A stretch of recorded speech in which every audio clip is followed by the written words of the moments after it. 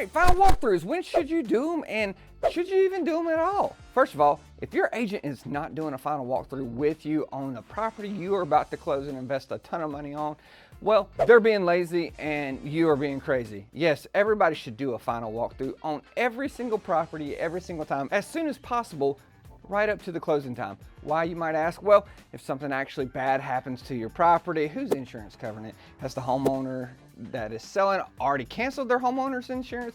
Is your insurance already put in effect? So who knows what's going to happen? Also, we find major issues that are happening on the property, whether it's from a seller moving out and they might have messed something up, or just a random issue that just so happened to come across right before walkthrough. So for example, I've seen HVAC systems where the AC wasn't blowing cold, or we had one this week that was happening right before closing. The night before, we had a big rainstorm and there was water inside of the basement of this property. Yeah, so if they didn't do that final walkthrough, guess who's going to be in charge of fixing this issue? The new buyers. Who's going to be pissed off? The new buyers. Who are they going to be pissed off? At you, the agent. So if your agent isn't doing a final walkthrough, then they're doing a disservice to you.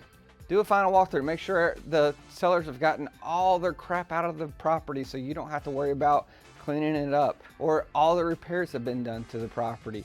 You know, we shouldn't be waiting that long to look at inspections and things like that, but if it just so happens to be that way, make sure it's right at the end.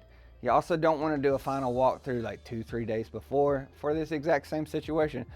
Who's to say little Timmy didn't actually tear up something on the way out, or the neighbor's kids didn't knock out a window? Who knows? So point being, do your final walkthrough, do it right before closing if possible, and then that way everybody's protected and ready to move on with this transaction.